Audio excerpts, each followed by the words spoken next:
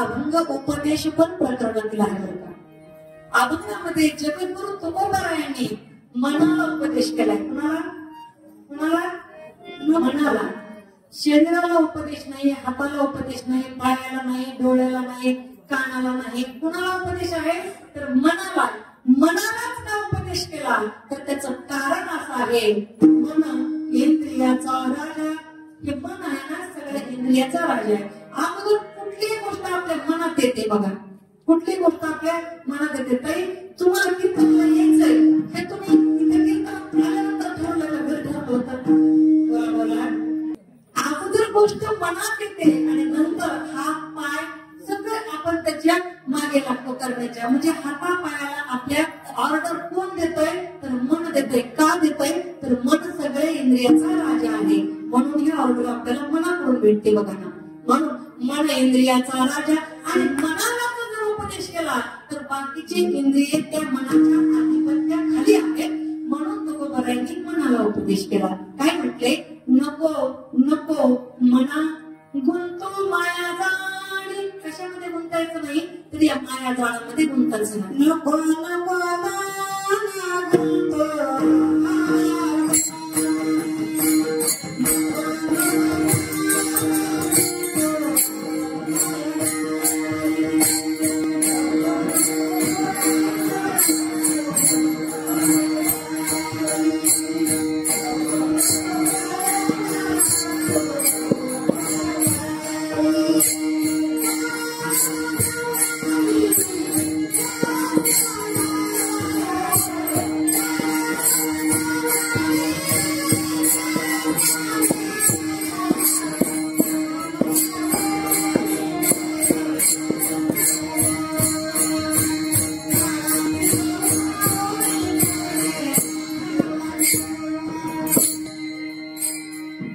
उपदेश केलाय तर मनाला उपदेश केलाय. नको नको मना गुंतू माया जाळी. महाराज म्हणतात या माया जाळामध्ये गुंतू नका. तुम्ही या संसारामध्ये राहा, संसारामध्ये राहा, संसारातले सगळे काम करा. कारण देह हे शरीर आहे ना संसारामध्ये राहू द्या, पण मनाला मात्र भगवंताच्या चिंतनाकडे लावा. माऊली म्हणतात तू मन हे मीची करी. माऊली सांगतात भगवान परमात्मा आपल्याला या भूमीमधून सांगतात. काय म्हणतात स्वामी ज्ञानेश्वरीमध्ये? तू मन हे मीची करी, माझे भजनी प्रेम धरी, मग सर्वत्र नमस्कारी मज एकाते. जर मनाने तू जर मला भजला तर तुला या संसारामध्ये, या प्रपंचामध्ये, या मृत्यू लोकामध्ये, या असणाऱ्या विश्वामध्ये तुला सगळीकडे माझा साक्षात्कार होईल. कधी? मनामध्ये जर भगवंताला बसवलं तर. म्हणून मन भगवंताला पाहिलं पाहिजे आणि सगळ्या गोष्टींचं कारण मनच आहे. बंधनालाही मन जबाबदार आहे, मोक्षालाही मन जबाबदार आहे बरं का. मन सगळ्या गोष्टीला जबाबदार असल्यामुळं महाराजांनी मनाला उपदेश केला. माया जाळामध्ये गुंतायचं नाही. बघा मनाच्या मागे गेलं की किती फजिती होते. एक दृष्टांत सांगते आणि आपण पुढे जाऊ. ऐका ना. एक माणूस होता आणि तो एका गावातून असा चाललेला होता.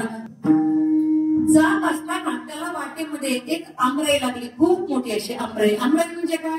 आंब्याचे झाड खूप प्रमाणात, खूप प्रकारचे असतात. भरपूर आंब्याची झाडं लावलेली त्याला आंबराई म्हणतात. त्या आंबराईतून तो माणूस जात होता. त्याचं सहज लक्ष गेलं, सुंदर प्रकारचे आंबे त्या आंब्याला लटकलेले होते, त्या झाडाला लटकलेले होते बरं का. इतके सुंदर पिवळे धमक आंबे, पाडाला लागलेले. सांगायची गरज नाही, पाडाला लागलेले आंबे किती गोड असतात बरोबर. सुंदर पाडाला लागलेले आंबे पाहत पाहत तो माणूस तिथून चालला.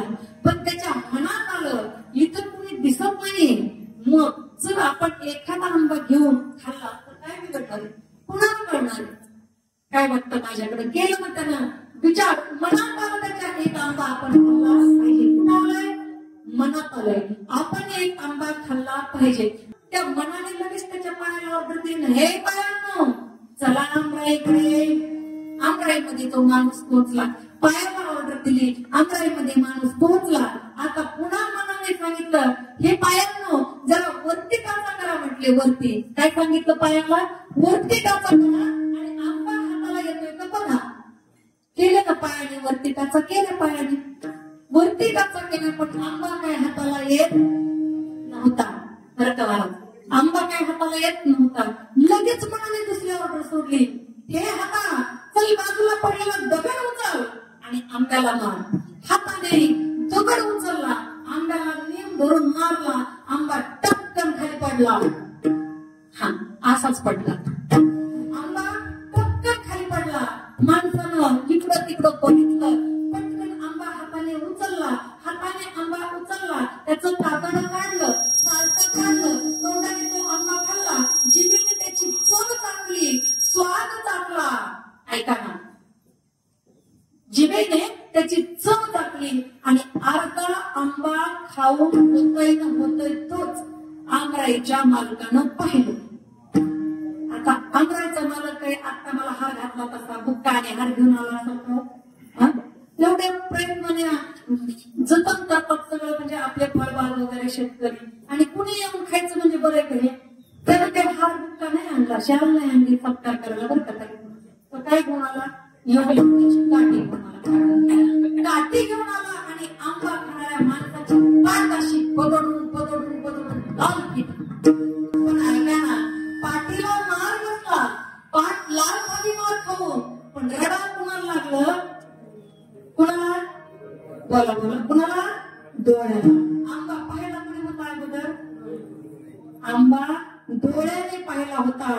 ज्याने सुरुवातीला कर्म केलेलं आहे ते त्याला ते फेडावं लागतं, भोगावं लागतं. म्हणून कर्म करत असताना कधीही सावध राहणं गरजेचं आहे.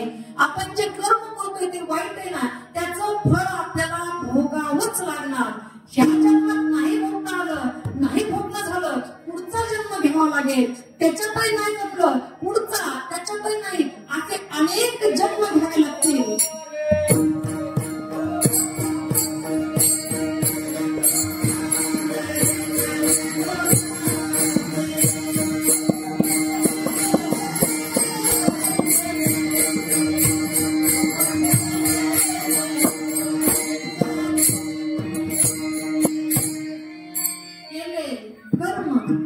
झाले त्याची भोपाल उपजले मेले आहे. किती मेले, किती जन्मले, किती मेले त्याची गणत आहे का.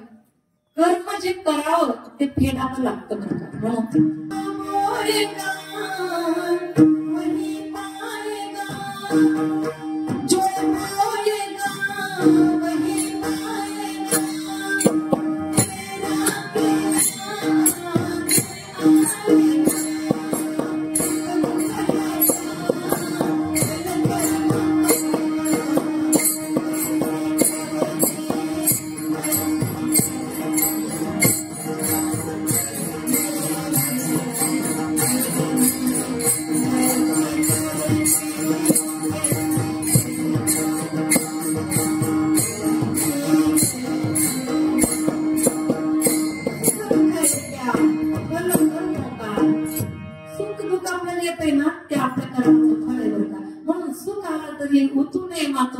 आणि दुःख आलं तरी सुद्धा इतकं कष्ट होऊ नये बरं का. कारण दिवसानंतर रात्र आणि रात्रीनंतर दिवस उगवतच असतो, तसं सुखानंतर दुःख आणि दुःखानंतर सुख येतच असतं आपल्या जीवनामध्ये. महाराज म्हणतात बघा की मनाच्या मागे गेला तर तुम्हाला मार खावा लागतोय. म्हणून माऊली सुद्धा हरिपाठामध्ये सांगतात,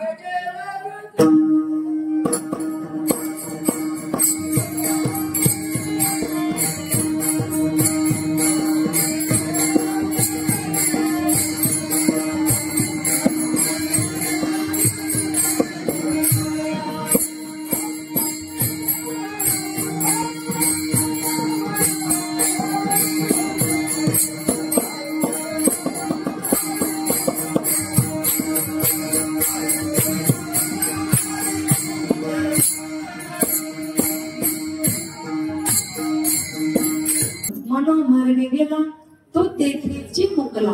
मनाच्या मार्गाने जायचंच नाही. प्रपंच असेल तरी मनाने काय करायचं नाही. मार्गदर्शक असतात ना, जे थोरा मोठ्यांना विचारून आपण केलं पाहिजे. आणि एक गोष्ट सांगू तुम्हाला, जगामध्ये जगत असताना तुम्ही कोणाला नाही घाबरले तरी चालेल बरं का. ऐका ना, फार गोड वाक्य, फार गरजेचं आहे. तुम्ही कोणाला नाही घाबरले तरी चालेल, पण दोन गोष्टीला मात्र घाबरा, म्हणजे तुमचं जीवन सुखकर झाल्याशिवाय राहणार नाही. पहिली गोष्ट आहे बाप आणि दुसरी गोष्ट आहे पाप. तुम्ही बापाला घाबरला तर तुमचा प्रपंच गोड होईल आणि तुम्ही पापाला घाबरला तर तुमचा परमार्थ गोड होईल. त्या दोन गोष्टीला आपण नक्की घाबरलं पाहिजे. नक्की घाबरलं पाहिजे. बापाला घाबरलं की प्रपंच चांगला आहे आपला, संसार नेट काय, आणि पापाला घाबरलं की परमार्थ गोडच आहे. म्हणून या दोन गोष्टीला घाबरायला आपण पाहिजे. बघा, मनाच्या मार्गाने प्रपंचात चालत नाही आणि परमार्थात नाही. परमार्थामध्ये काय म्हणतात महाराज, संतांच्या संगतीमध्ये या आणि मग तातडी करा परमार्थाची. संगती धरावी आवडी करावी तातडी परमार्थाची. काय सांगितलं अगोदर, संतांची संगती म्हणजे सांगायचे काय तर मार्गदर्शक प्रत्येक ठिकाणी आपल्याला गरजेचं आहे हे सांगायचंय महाराजांना सुद्धा. म्हणून मनाच्या मागे गेला तर मार खाल्ल्याशिवाय तुम्हाला पर्याय नाही. म्हणून महाराजांनी सांगितलं त्या मनालाच आपण जर ताब्यात केलं, मनालाच ताब्यात ठेवलं तर आपल्याला त्या ठिकाणी दुःख भोगण्याची अर्थात मार खाण्याची वेळच येणार नाही.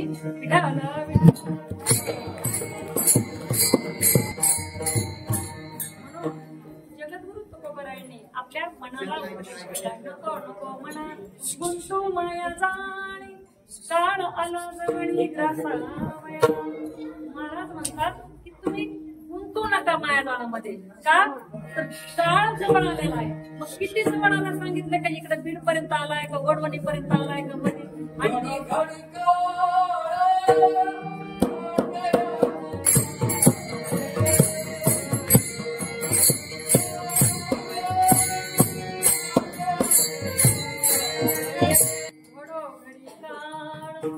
वाटण्याची पाणी कुणाची याची कधी संपत आहे, कधी उचलायचं याला, कधी न्यायचंय.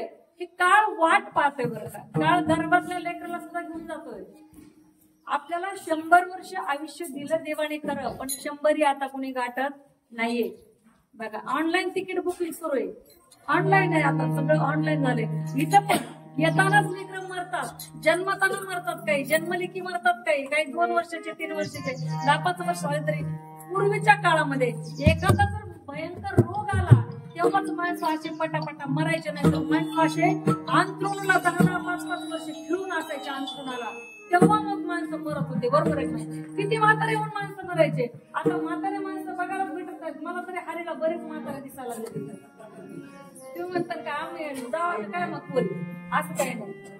तुम्ही राहा, तुमची गरज आहे आम्हाला, तुम्ही आमचे मार्गदर्शक आहात. आणि खरंच शहाण्या माणसांची, म्हाताऱ्या माणसाची, म्हातारे हे आपण म्हणतो बरं का, खरा वास्तव शब्द त्याला कोणता आहे माहिती का, माझा पेशा शिक्षकी, मला शब्दाचं पाणी करायला आवडतं बरं का. म्हातारे आपण म्हणतोय, म्हातारे हा शब्दच नाहीये, महातारे असा शब्द आहे बरं. तारे प्रकाश देतात आणि महातारे जास्त प्रकाशमय करतात आपलं जीवन. महातारे असणारे त्याचा अपभ्रंश होत होत होत हे म्हातारे झाले. वास्तविक पाहता हे महातारे आहेत आणि त्यांची आपल्याला गरज असते. म्हणून आज माणसाला मरायला वयच लागत नाही हो. माणसं 50 वर्ष काय, 40 वर्ष काय, 30 वर्ष काय, कशी माणसं मरतात कळत नाहीये. अहो 10-10, 12-12, 15-15 वर्षाच्या मुलांना अटॅक येतोय. अटॅक निघून जात आहे. या जगातून जायचंय हे मात्र फक्त लक्षात माणसाने ठेवलं पाहिजे. ऐका ना, महाराज म्हटलं काळाची एवढी पडेल बा जेव्हा सोडविना तेव्हा माय बाप. जेव्हा या काळाची एवढी आपल्यावर पडते ना, हा काळ रूपी मृत्यू आपल्या दारात उभा राहतो ना, तेव्हा तिथं कुणाचं चालत नाही बाबा, चालत नाही तिथं कुणाचं. आणि ऐका ना, खऱ्या अर्थानं नरहरी सोनार महाराज सांगतात की तुम्ही म्हणाल, बघा एखादं म्हणेल अहो असं कसं म्हणाल मी, माझा मुलगा डॉक्टर आहे ना, तो MD करतोय, माझा हा पाहुणा आमदार आहे, तो पाहुणा खासदार आहे, तो पाहुणा मुख्यमंत्री, पंतप्रधान, अहो राष्ट्रपती पदापर्यंत माझी पोहोच आहे. पण महाराज म्हटले ऐका ना, स्वजनानी गण गोता, स्वजनानी गण गोता उपाय नाही हो चालत शरीरानी.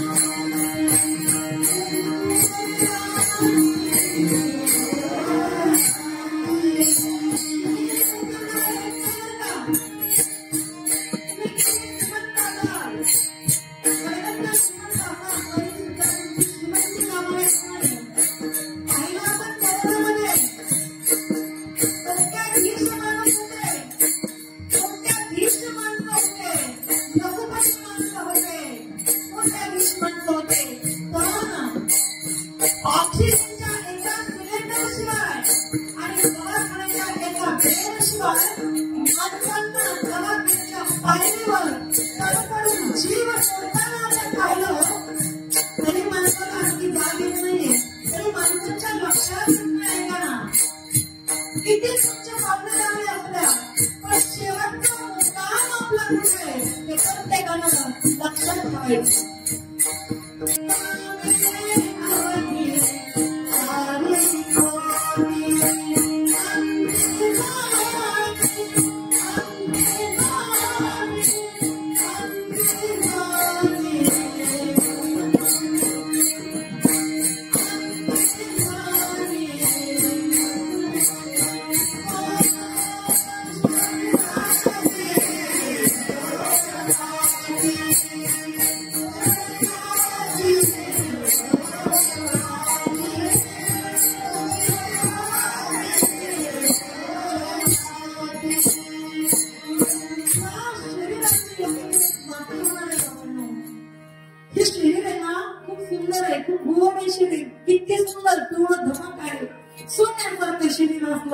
तरी सुद्धा ते एके दिवशी मरणार आहे आणि त्याची फक्त एक मोठभर राख होणार आहे. बरं का, किती किती केवढं मोठं शरीर आहे, 100 किलो 125 किलो 150 किलोचं शरीर असतंय.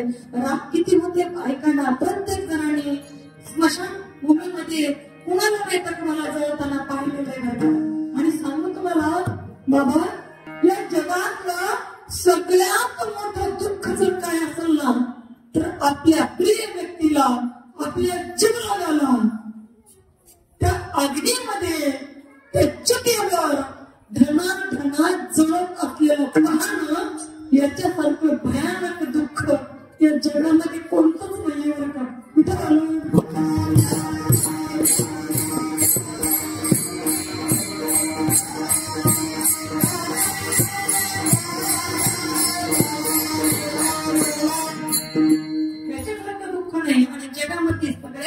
वेदना सांगतो तुम्हाला. जगातली सगळ्यात मोठी वेदना काय आहे माहिती का बाबा? जगातली सगळ्यात मोठी वेदना आठवण आहे. आठवण जगातली सगळ्यात मोठी वेदना आठवण आहे. त्याचं कारण आहे ती त्याची त्याला परत नाही करता येत नाही आणि ती आठवण आपल्याला कधी विसरता येत नाही. म्हणून जगातली सगळ्यात मोठी वेदना ही आठवण आहे. बरं का, फार दुःख आहे हो, पण तरी सुद्धा एवढ्याही दुःखावर हुंकार घालत, एवढ्या डोंगर एवढ्या दुःखाच्या छाताडावर उभं राहून माणसाला पुढे जाता आलं पाहिजे. त्यालाच माणूस म्हणावं लागतं. बरं का, त्यालाच माणूस म्हणावं लागतं. अहो, प्रभू रामचंद्राच्या जीवनामध्ये किती दुःख आलं ऐका ना. सकाळी ज्या प्रभू रामचंद्रांना राज्याभिषेक होणार होता, राज तिलक होणार होता, राजाची वस्त्र त्यांना भेटणार होती, राजा होणार होते प्रभू रामचंद्र, पण आदल्या रात्री कळतंय की तुम्हाला राज्याभिषेक होणार नाहीये, तर तुम्हाला काय करायचंय, उद्या तुम्हाला त्या ठिकाणी वनवासात जायचंय. तरी सुद्धा ते प्रभू रामचंद्र नाही म्हटले. बरं का, म्हटले नाही ते की मला माझ्या आईनं माझ्या वडिलांना वनवासात पाठवलंय. उलट ते असं म्हणाले, एका कवीने त्यांच्या मनातले भाव सुंदर प्रकारे वर्णन केले. बरं का, ऐकायला काय म्हणतात ते? दैव जात दुःखे भरता दोष ना कुणाचा, पराधीन आहे जगती पुत्र मानवाचा, पराधीन आहे जगती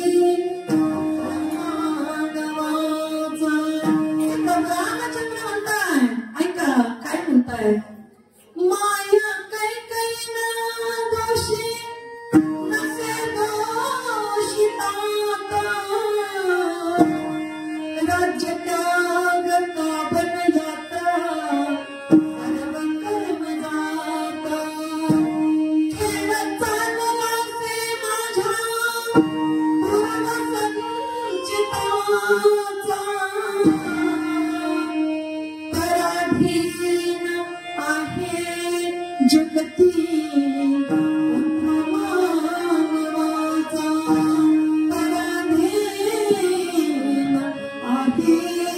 जगती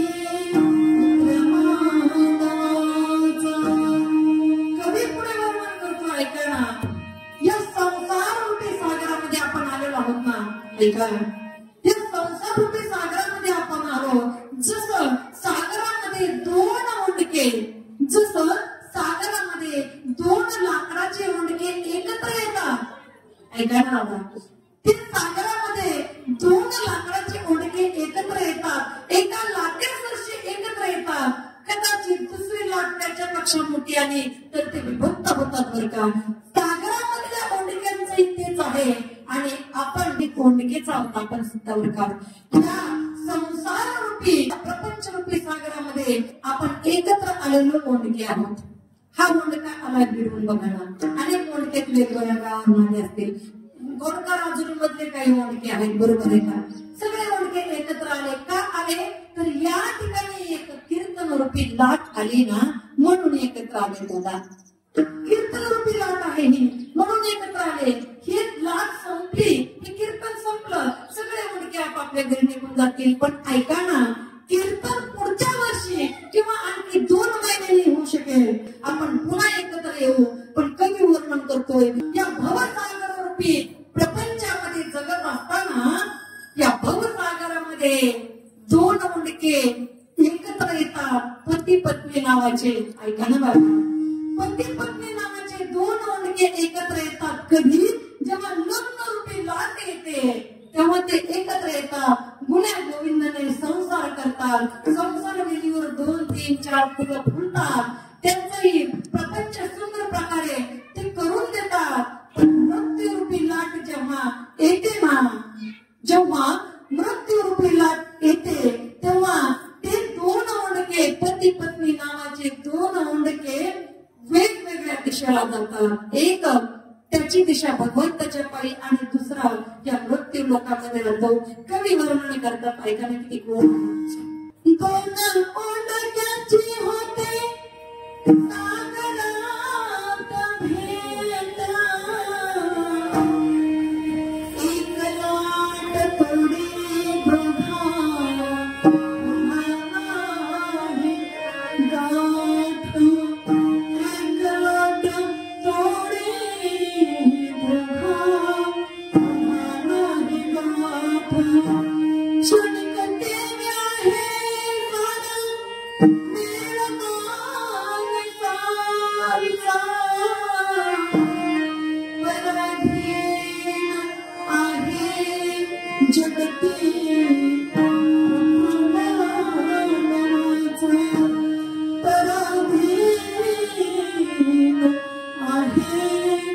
जगती आहोत आपण सगळे, काही करू शकत नाही बरं का. ज्याचं संपलंय ना, ज्याचं भरलंय ना, त्याला एक सेकंद सुद्धा आगा भेटत नाही. मोजून श्वास दिलेले आहेत आपल्याला आणि त्या श्वास भरले, ते श्वास संपले की इथून निघावं लागते बरं. मग म्हणून जमत नाही माझं हे काम राहिले ते काम राहिले. मी सांगितलं कामे अवघे चाली खोटी आणि ती जाणे मसन मोठी. या शरीराची माती होणार आहे. पण ऐका ना, आज आमच्या हरिभक्त परायण आदरणीय देवईबाईमुळे म्हणत असतील, आपल्या पतिराजाला म्हणत असतील, आपल्या जोडीदाराला म्हणत असतील, मला मी आले बरं का आता तुम्हाला सोडून, म्हणत असतील की मला हे माझ्या लेकरांना पोरांना मी तुम्हाला सोडून आले. भरलेल्या परिवारामधून मला तरी काही वाटत होतं का. ती आई म्हणत असेल, भरलेल्या परिवारामधून मला सुद्धा यायची इच्छा नव्हती, पण आले देवाजीच्या मना तिथे कोणाचेच आले ना. मी आले बाबांनो, पण माझ्या माघारी तुम्ही सुखानं संसार करा, व्यवस्थित राहा, आपल्या बापाला चांगलं सांभाळा, पोरांना सुखानं संसार करा.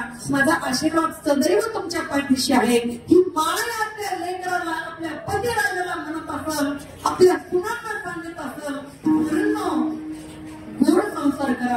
आणि म्हणत असेल की मी आले, आता कोणी माझ्या मागे येऊ नका बरं का. काय म्हणत असेल ऐका ना, तुम्ही गोड वर्णन करतो. नका येऊ कोणी आता दूर यावं,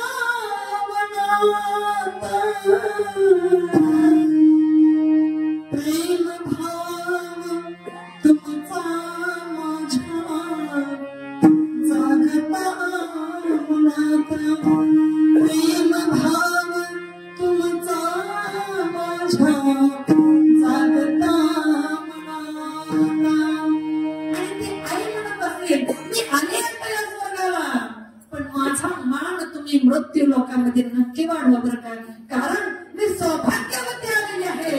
ऐका ना, या जगातलं सगळ्यात मोठं सौभाग्य म्हणजे स्त्रीच्या कपाळावरचं कुंकू असतं बरं का. कुंकू असतं ताई.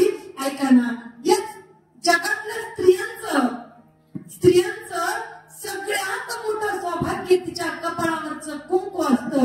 आणि स्त्रियांचं सगळ्यात मोठं दुर्भाग्य तिनं विधवा म्हणून जगणं असतं बरं का. विधवा म्हणून जगणं असतं.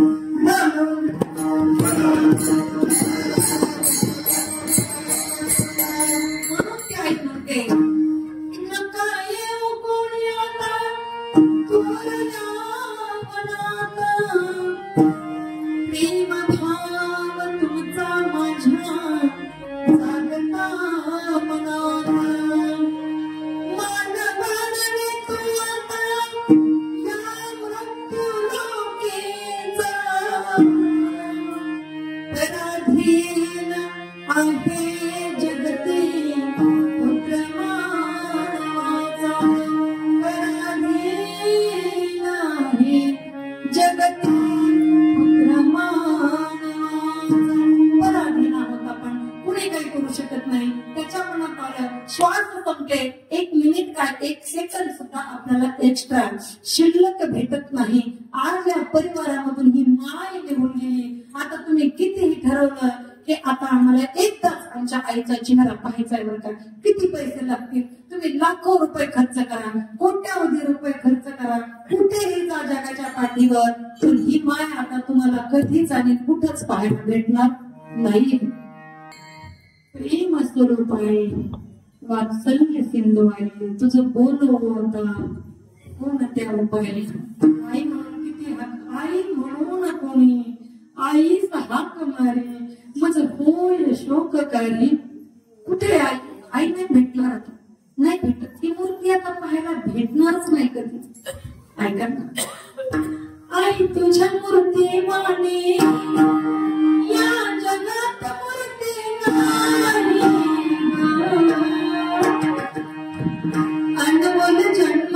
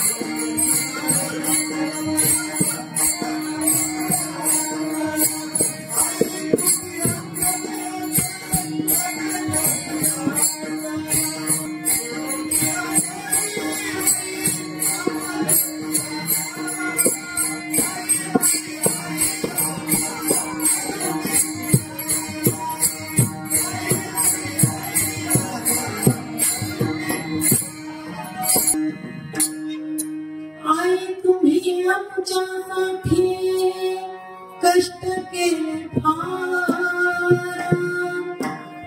दुनिया गेली सारा परिवार, दुनिया गेली सारा परिवार. आई आई आई आई आई दुनिया गेली आम्हाले कराला. आई आई आई आई मी कुणाला आई म्हणायचं. मग म्हणे बाळा मी तुझ्या आईसारखी ना, मला आई म्हण. आत्या म्हणाल अगं मी पण आईसारखीच आहे ग, मला म्हण. आजी म्हणाल जाऊ दे आई गेली तर, आईच्या आई म्हणून मला आई म्हण. चुकती म्हणाल मला आई पण सांग, चुलती चुलती असते, आजी आत्या असते, आजी आजी असते, मावशी मावशी असते, आई ही आई असते हो. आईसारखे उपकार दुसऱ्या जगात कुणीच करू शकत नाही. आई 9 महिने 9 दिवस गर्भामध्ये वाढवते वाढवते. किती त्रास, किती वेदना आहेत आईला. आई आपल्यासाठी काय करते ऐका ना. आई आपल्यासाठी रक्तदान करते, आई आपल्यासाठी श्वासदान करते, आई आपल्याला हाडदान करते, आई आपल्याला लज्जादान करते. विचार करा, लहान लेकराला कुठेही घेऊन जायचं गावाला, मग त्याचं पोट ते पातेला गॅस 2 वर्षापर्यंत लेकराला आईच्या दुधावर त्या ठिकाणी देवानं किती सुरक्षित ठेवले हो. त्याला पिता येते. आई म्हणत नाही मी आता बस स्टँडवर आहे, आई म्हणत नाही मी रस्त्यावर आहे, आई म्हणत नाही तर खूप माणसं आहे, आई म्हणत नाही तर गर्दी मी माझ्या लेकराला कसं स्तनपान करू, कसं त्याला प्यायला देऊ. आई म्हणत नाही. आई पटकन कपडा पाहत्याने पटकन पाजायला बसते. ती लज्जा दान करणारी आई असते. हाडदान करते ती आई आपल्याला. हाड माहिती तुम्हाला, हाड माहिती. तुम्ही अनेक माणसं पोचवले असतील, अनेक माणसं स्मशानामध्ये तुम्ही जाऊन पेटवले असतील. ऐका ना, सगळं शरीर जळतं, चामडी जळते, केस जळतात, नख जळतात, सगळं जळेल, पण हाड कधी जळत नाहीत. अजून लक्ष देऊन पहा, हाड कधी जळत नाहीत. का तर आईच्या दुधाच्या कॅल्शियमने ती हाडं तेवढी मजबूत झालेली असतात. आई आपल्याला हाडदान करते, आई आपल्याला लज्जादान करते, रक्तदान करते आई आपल्याला. आज तुम्ही कुठल्याही दवाखान्यामध्ये जा आणि विचारा, ए पॉझिटिव्ह ए रक्तगट असणाऱ्याला बीचं रक्त दिलं तर जमल का डॉक्टर? अजिबात नाही. डॉक्टर हसेल आपल्यावर. ज्या त्या गटाचं तेच रक्त माणसाला द्यावं लागतं, ज्या गटाचं रक्त नाही त्याच गटाचं रक्त द्यावं लागतं. पण ऐका ना, आईचं रक्तगट वेगळं असतं आणि मुलाचा रक्तगट वेगळा होईल. पण बाळ 9 महिने आईच्या गर्भातल्या रक्तावर वाढतंय. अर्थात आई आपल्याला तिचा रक्तगट वेगळा असणारा सुद्धा ती रक्तदान करते. आई काय देत नाही हो, काय देत नाही. आई श्वास दान करते. आपण श्वास कुठून घेतो? आपल्याला पोटात राहावं लागते. पोटात एअर कंडिशन बंगला नाहीये पोट म्हणजे. लक्षात येते ना आपल्या? एअर कंडिशन नाहीये, हवा जायला जागा नाहीये. कुठून जाणार हवा? आईने श्वास घेतल्यानंतर त्या बाळाला अर्धा श्वास ती देते. आई बाळाला श्वास दान करते. काय देत नाही वाढल्या. ऐका ना, बरं जन्माला पोटातल्या गोष्टी झाल्या. चला, जन्माला येताना सांगितलं जातं, विज्ञान सांगतंय कितीतरी हाडं मोडल्यानंतर जेवढा त्रास होतो का तेवढा डिलिव्हरीच्या वेळेस, अर्थात ती बाई बाळंत होताना तिला त्रास होतो. माहितीये महिला मंडळ आपल्याला, बाळंत होत असताना, डिलिव्हरी होत असताना कित्येक महिला दगावतात का? सहन होत नाही त्रास, सहन होत नाही. इतका अनंत त्रास सहन करून, अनंत वेदना सहन करून, मरणप्राय वेदना सहन करून ती आई त्या बाळाला जन्म देते. बरं, जन्म दिला की झालं का? जन्म दिला की तिची रात्रीची झोप गायब, तिची दिवसाची झोप गायब. खायचं जे खाऊ वाटते ते खायचं नाही. काय खायचं? बाळ जन्माला आल्यानंतर 6 महिने वर्षभर नुसतं फिक्क खायचं का? बाळाला त्रास होईल. आपल्याला काही खाऊ वाटते, अन्न खाऊ वाटते, कमी खाऊ वाटते, पण आपल्याला सांगितलं होतं वडिलांकडून, आई आजी आपण सांगते नको रे बाळाला त्रास होईल, हे खाऊ नको. ती माय खात नाही हो. तिला किती आवडीची गोष्ट असते ती माय खात नाही. त्याच्यासाठी ती आपल्या अन्नाचा त्याग करते, त्याच्यासाठी धान्यमानाचा त्याग करते. का? आपल्याला किती सुंदर तापटीत बोक्यामध्ये राहायला आवडत होतं, बाळाला त्रास नको म्हणून कॉटनचे कपडे ती वापरेल. कॉटनचे गाऊन असतील, कॉटनच्या साड्या असतील. सांगायचं काय मला याच्यातून? ऐका ना, बाळासाठी आई किती त्याग करते. जगामध्ये वापरते, जन्म देते, लहानाचं मोठं करते. किती त्रास आहे, किती अहो खेळत असतात घरात, तिचं लक्ष लागत नाही घरामध्ये. बालपणी मी खेळत होतो जेव्हा ताडा अमृतापुणी गोड असा तू पाजत असं पाना. किती दूध पाजते ऐका. 4 रक्ताचे थेंब मिळून, ऐका बरं काय, ऐका बरं का माझ्या नावाला, 4 रक्ताचे थेंब मिळून दुधाचा एक थेंब बनतोय. 4 रक्ताच्या थेंबापासून एक दुधाचा थेंब बनतो. म्हणजे दूध किती अनमोल आहे. ते दूध पितंय ते बाळ, मोठं होत आहे.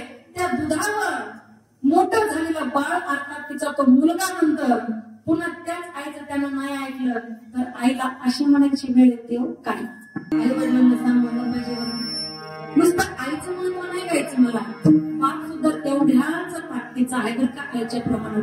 कारण ज्या बाईला आई बनवणारा पिता तर बाप तितकाच महत्वाचा आहे. आई वडिलांना म्हणायची वेळ येऊ नका काय, मी तुझ्यासाठी जीवन जाणले,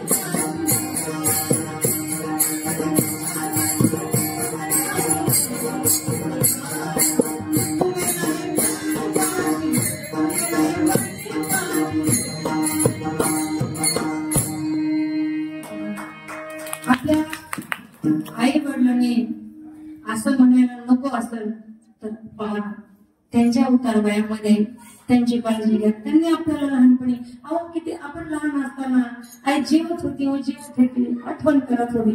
आई जेवत होती, आपण घाण केली आईच्या बाजूला, आई जेवायला बसते पण आई म्हणली नाही. आईने आपल्याला शिव्या श्राप नाही दिले, आईने आपल्याला मारलं नाही, आई आपल्यावर ओरडली नाही. आई जेवता जेवता उठली, आपल्याला स्वच्छ केलं आणि पुन्हा ताटावर बसली होती आई.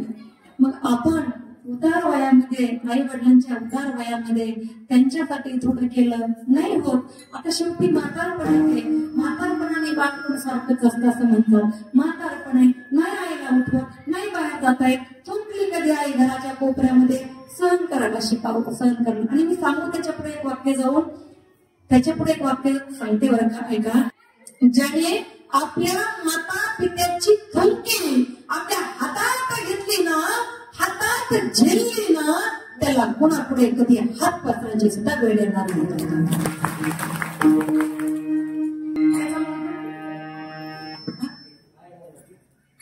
मला कीर्तन म्हणतात काही काय, सगळेजण कीर्तन म्हणतात म्हणून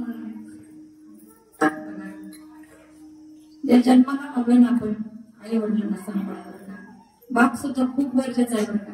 ज्याच्या जीवनातला बाप जातो बरं का, त्याच्यासाठी धैर्याचा डोंगर त्या ठिकाणी नष्ट होतो. ऐका, ज्याच्या जीवनातली आई जाते ना, त्याला फक्त घर पोरक होतं बरं का दादा. ऐका, ज्याच्या जीवनातली आई जाते त्याला फक्त घर पोरक होतं, पण ज्याच्या जीवनातला बाप जातो ना, त्याला ही दुनिया पोरकी झाली असते. लोक हे म्हणतात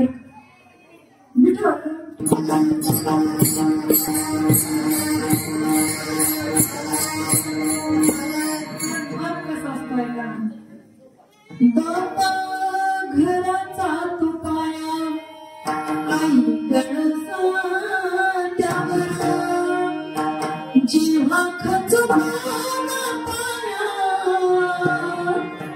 तेव्हा कोसळते घर.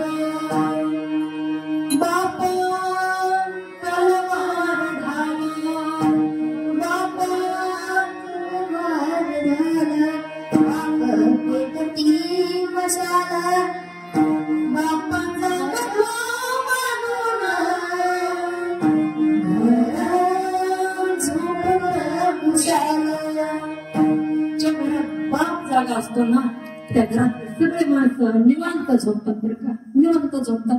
कारण त्यांना माहिती बाप येईल, सगळीकडचे कड्या कुलप बंद करेल, खिडक्या बंद करेल, लेकर उघडे पडले असले तर पांघरून टाकेल. सांगू तुम्हाला, आई ही आपली अंथरुण असते आणि बाप हा आपलं पांघरून असतो. आणि लेकराला लहान वयामध्ये या दोन्ही गोष्टींची अत्यंत गरज असते बरं का, अत्यंत गरज असते. त्या दोन्ही गोष्टींची माय बापाचं अंथरुण पांघरून रूपी ही माय बाप आहेत ना, खूप गरजेचे आहे. कीर्तन आईच्या श्राद्धानिमित्ताने होतं बघा. आज ही श्राद्ध आहे ना, हे 16वं श्राद्ध आहे बरं का, तुमच्या माहितीसाठी सांगायचं. पहिलं श्राद्ध आहे ना, हे 16वं श्राद्ध आहे. जसं माणूस जन्माल्यानंतर 16 संस्कार असतात. कुठपर्यंत? माणसाच्या अंत्यविधीपर्यंत. लक्षात येते का? शास्त्रात शास्त्रात सांगितलेलं आहे. मनाचं सांगायचं नाही, तर मनाचं सांगितलं ऐकणार पुढे ऐका. जन्माला आल्यापासून अंत्यविधीपर्यंत 16 संस्कार माणसाच्या या देहावर होतात. आणि माणूस मेल्यानंतर पहिला संस्कार आहे तो अंत्यविधीवर का. माणूस मेल्यानंतर 16वा संस्कार आहे जन्माला आल्याचा. आणि 16 संस्कार म्हणतात ना, 16 संस्कार तो 16वा संस्कार आहे कोणता? अंत्यविधी. तो 16वा संस्कार आहे. पण माणूस मेल्यानंतरचा तो पहिला संस्कार आहे. आणि 16वा जो संस्कार आहे ना, तो आजचा संस्कार आहे 16वा.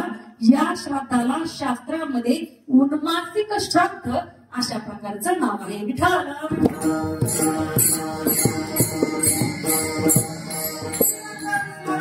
कसे झाले बघा. 10वा विधी आहे, 13वा विधी आहे, गंगापूजन आहे, पहिलं मासिक 11 घालतो आपण, बरोबर आहे का? 11 मासिक झाले, पहिलं धरा. पुन्हा 12व हे काल त्या ठिकाणी एक प्रक्रिया असते आपल्याकडे. काल सुद्धा एक प्रकारचं श्राद्धच असतं. मिळवणी ज्याला म्हणतात. 5 महिन्याला करतात, कधी कुणी वर्ष स्वतःच्या आदल्या दिवशी करतात, कुणी महिन्याच्या आदल्या दिवशी करतात. अनेक भागामध्ये हे वेगवेगळं प्रमाण आहे. पण आजचं जे श्राद्ध येतं, आजचं जे श्राद्ध आहे, आपण याला प्रथम वर्ष श्राद्ध म्हणत जरी असलो तरी माणूस गेल्यानंतर हे 16वा संस्कार त्या देहावर अर्थात गेलेल्या देहावर घडत असतो. म्हणून हा सुद्धा एक प्रकारचा 16वा संस्कार आहे आणि 16वा श्राद्ध आहे. विठ्ठल विठ्ठल आहे की आज हरिभक्तपरायण वैकुंठवासी देवईबाईमुळे आज भगवंताच्या दारामध्ये उभ्या आहेत. स्वतःच्या कर्माचं फळ घ्यायचंय. वर्षभर आत्मा सगळीकडे भरकटत असतो, फिरत असतो. 13 दिवस आत्मा दरवाजाच्या आतून असतो, उंबऱ्याच्या आतून असतो. 13 दिवसाच्या नंतर बाहेर बसतो. आणि 1 महिन्यानंतर तो आत्मा, 1 महिन्यानंतर तो आत्मा झाडावर, बाहेरच्या झाडावर असतो. आणि नंतर तो आत्मा एकत्र भटकंती करत असतो. वर्षभर तो आत्मा फिरत असतो, आपल्या अवतीभोवती फिरेल. अनेक जणांचं अनेक गोष्टीमध्ये त्या ठिकाणी मन अडकलेलं असतं. आत्मा आजूबाजूला फिरतो. गरुड पुराण तुम्ही ऐका, वाचा, इतकं त्याच्यामध्ये डीप मध्ये सांगितलेलं आहे बरं का. दान पुण्य काय काय करायचं हे सांगितलं. आजच्या दिवशी वस्त्रदान करा, आजच्या दिवशी ज्ञानदान करा, आजच्या दिवशी जे आपल्याला शक्य असेल आपल्या ऐपतीनुसार, आपल्या त्या ठिकाणी ऐपतीनुसार काही आज दान केलेलं त्या ठिकाणी त्या आपल्या आईच्या पिशवीत ते दान पडत असतं. म्हणून आजच्या दिवसाला दानाचं सुद्धा अत्यंत महत्व आहे बरं का. आणि ती माय, ही आई असणारी त्या देवाच्या द्वारामध्ये उभी आहे. हातामध्ये 2 पिशव्या आहेत. एका पिशवीमध्ये त्यांनी जन्मभर केलेलं कर्म आहे. त्याच्यामध्ये सुंदर प्रकारचं कर्म असेल, लहानपणापासूनच त्यांचं कर्म असेल, अनेक प्रकारचे कर्म त्या पिशवीमध्ये आहेत. आणि दुसऱ्या पिशवीमध्ये त्यांचं कर्म आहे की ते गेल्यापासून त्यांच्या पतिराजांनी, त्यांच्या मुलाबाळांनी, त्यांच्या सुनांनी त्यांच्यासाठी काय काय दान पुण्य केलं. आणि त्याच पिशवीमध्ये आजचं हे कीर्तन पडलेलं आहे. सुंदर गायक आहेत, सुंदर त्या ठिकाणी वादक आहेत, गोड त्यांनी प्रमाण दिलं, गोड माणसं श्रवणासाठी आलेले आहेत. प्रतिभाताईंचं कीर्तन आज त्यांच्या दुसऱ्या पिशवीमध्ये पडलंय. आणि देव सुद्धा आनंदानं आमच्या देवईबाई या आईसाहेबांकडे पाहत असेल आणि म्हणत असेल, आई फार भाग्यवान आहेस ग तू, खूप पुण्यवान आहेस तू. आणि आज तू स्वर्गाचा दरवाजा गाठलास, आज तू स्वर्गाचा दरवाजा गाठलास. आणि ती आई आज आपल्या परिवाराला भरभरून आशीर्वाद देत असेल, भरभरून आशीर्वाद देत असेल आणि म्हणत असेल, बाळांनो तुम्ही माझ्यासाठी खूप केलं. मी गेल्यानंतर एवढं दान पुण्य, इतकं सुंदर कर्म तुमच्या हाताने घडलं. तुम्हाला माझ्याकडून भरभरून आशीर्वाद आहे. पुढच्या आयुष्यामध्ये तुम्ही भरभरून जगा. तुमच्या संसारामध्ये, तुमच्या प्रपंचामध्ये भरभराटी वाढ होत राहो. तुमच्या हातून या ठिकाणी समाजाचं, प्रपंचाचं असणाऱ्या आपल्या समाजाचं, परिवाराचं, त्या ठिकाणी गाईचं, त्या असणाऱ्या सगळ्या साधू संतांची तुमच्या हातानं सेवा मिळव, हा आशीर्वाद ती माय आपल्याला देत असते. आणि खऱ्या अर्थानं माय आज निघून गेली. जेव्हा काळाची उडी पडते तिथं कुणाचं चालत नाही असं महाराज अभंगाच्या दुसऱ्या चरणात म्हणतात. काळाची उडी पडेल बाय जेव्हा सोडविणार तेव्हा माय बापे. तुम्ही म्हणतात माय बाप आमचे म्हातारे झाले म्हणून काय, माझी सरपंचासोबत ओळख आहे गावात. दुसरं म्हणलं ए तुझी तर सरपंचासोबत आहे, माझी तर त्या ठिकाणी कोण घेत सरपंचाच्या वरात हेच कोणी. तो म्हणला अरे तुझी सरपंचासोबत सरपंचासोबत काय सांगतोय, माझी मुख्यमंत्र्यासोबत ओळख. दुसरं म्हणलं. तिसरं म्हणलं ए गप्प आहे, तुझी मुख्यमंत्र्यासोबत असेल माझी पंतप्रधानासोबत आहे. चौथं म्हणलं ए गप्प म्हणला तुझी पंतप्रधानासोबत आहे माझी राष्ट्रपती सोबत ओळख आहे. महाराज म्हणले येडे झाले का, खुले झाले तुम्ही. अहो राजा असला तरी तो काहीच काम करत नाही ना. अभंगाचं तिसरं चरण ना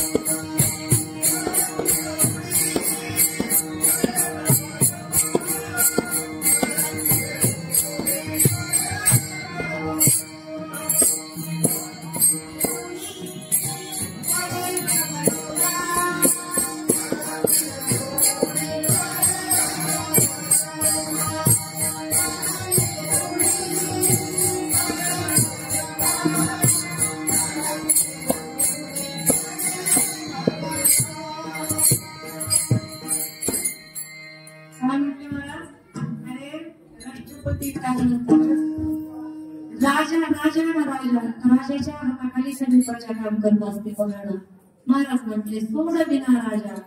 देशाचा राजा सुद्धा सोडवत नाही. सरपंच सरपंच ग्रामपंचायत सदस्य हे कुठे काम बसले.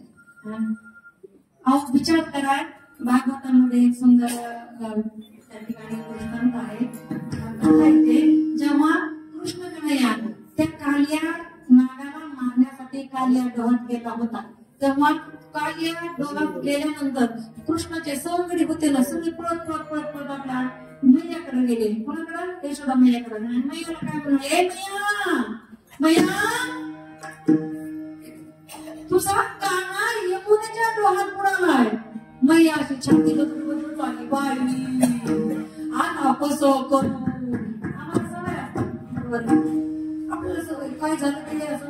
ती आई आली ना नाहीच होती ती पण आणि ती यशोदा मैया यमुनेच्या तीरावर उभी राहिली आणि यमुनेच्या तीरावर राहून पुन्हा ती म्हणू लागली, लाला ए काना अरे आता कसा तुम्हाला सोडून गेलास रे. अरे मी आता काना कुणाला म्हणू, लाला कुणाला म्हणू, माझा असणारा मी पाना असा कुणाला पाजू. कुठं उभी यशोदा मैया? यमुनेच्या काठावर. जगाच्या मालकाची आई यमुनेच्या काठावर बसून रडते छाती बदलून बदलून, पण यमुनेच्या डोहात उडी मारायला काही तयार नाही. कोण? जगाच्या मालकाची आई. आणि तुम्ही तुमच्या माझ्या मम्मीचं काय घेऊन बसले. येणार आहे वडविना माय बाप कोणी सोडत नाही. हो नाही सोडवत. बघा राजा सोडत नाही, कोणी सोडत नाही. किती मोठे राजा असू द्या नाही सोडवत. ऐका ना, जेव्हा प्रभू रामचंद्र वनवासाला चालले तेव्हा दशरथ राजाने थांबवलं का प्रभू रामचंद्राला? हातात होतं ना, होता हातात नाही थांबवलं. कारण नीती पुढं देवाच्या बापाला सुद्धा काही करता येत नाही. नाही करता येत काही. ऐका नाही थांबवत आलं. 6व्या दिवशी राम राम राम राम राम म्हणून प्राण सोडावे लागले कुणाला? देवाच्या बापाला. आपण तीच खेटकी मुली, काही नाही आपलं बघा, काही नाही, तरी माणसं घमेंट करतात. मी आणि माझ्यासारखं दुसरं कोणीच नाही. मी थोडक्यातलं काही तुमच्याकडे म्हणतात ना, माझं आबाड माझं करून ठेवलंय, माझं करून काही नाही तुमचं. आणि तुम्ही गेला, तुम्हाला वाटतंय का माशिवा होतच नाही? काय माणसाला सवय असते. आम्ही नसतो का? मग नातवाला तर माशिवा करमतच नाही. नातवाला म्हातारे आजोबा आहेत ना, ते म्हणतात समोर ते नातवाच्या अर्धा बिस्किटचा पुडा तूच खातो म्हाताऱ्या, तू नीट बरा होत झालं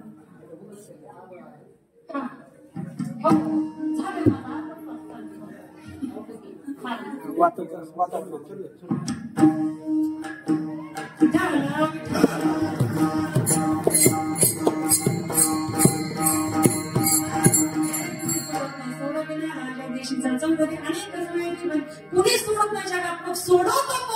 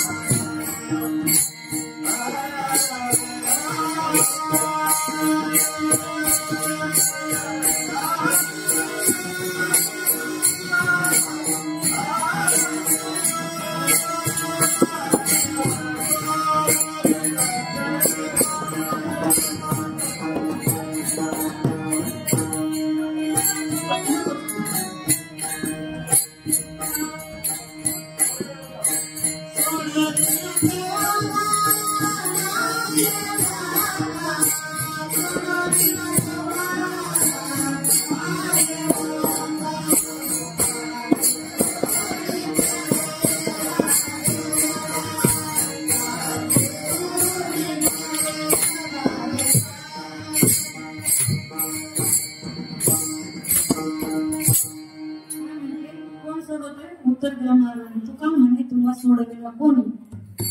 एका चक्रपाणी वाचल्या त्या भगवंताशिवाय कोणी आपल्याला दुसरा सोडत नाही. अंतकाळीच्या खूप बोलण्यासारखं असतं, सांगण्यासारखं असतं. पण आता हे आईचं कीर्तन होतं, वर्ष प्राताचं कीर्तन होतं, म्हणून या पद्धतीने संध्याकाळी कीर्तन इथंच आहे का गावात?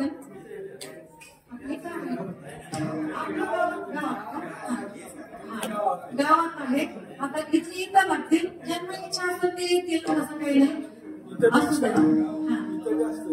इथं पण आहे म्हणतात ना, इथं आहे, पण इथून ज्यांना मन आहे ना आपलं, मन जिकडं सांगेल तिकडं निघणार आहेत ना पाहिजे. आपलं पहिलं चरण तेच होतं. असू द्या, संध्याकाळी आणखी कीर्तन आहे, ऐकायचं असेल त्यांनी येतील. आणि इथेही माणसं लागतातच. असं नाही की इथं सोडून माझं कीर्तन ऐकायला, असं मला अजिबात म्हणायचं पण नाहीये बघा. आणि खऱ्या अर्थानं झालेली सेवा आज भगवान परमात्म्याच्या चरणी अर्पण करून आदरणीय हरिभक्त परायण देवईबाई धर्मराजजी मुळे यांच्या चरणी अर्पण करून सर्व मंडळाच्या चरणी अर्पण करून सर्व आपल्याला याच ठिकाणी पूर्ण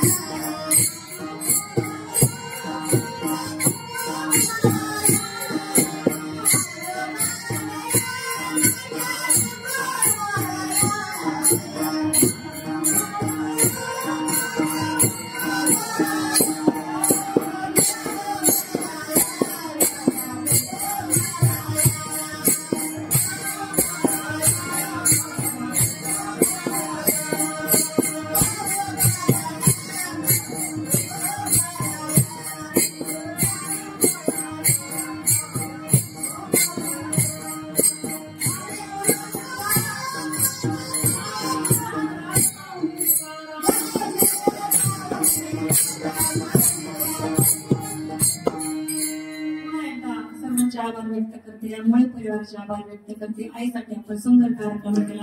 आईने खरंच आज स्वर्ग देवाच्या पायाजवळ जागा काढली आणि राहिलेलं तुमचं दैवत तुमचे वडील असणारे आदरणीय धर्मराजजी मुळे त्यांच्या संपूर्ण त्या ठिकाणी आयुष्यभर त्यांनी तुमची सेवा केली. तुम्ही आता त्यांची सेवा करण्याची वेळ आहे. त्यांना म्हणून त्यांना विसरू नका, त्यांना व्यवस्थित सांभाळा, वडिलांवर लक्ष राहू द्या, त्यांची काळजी घ्या. जेव्हा जाता आता संदेश निमेला म्हणून नक्की दे.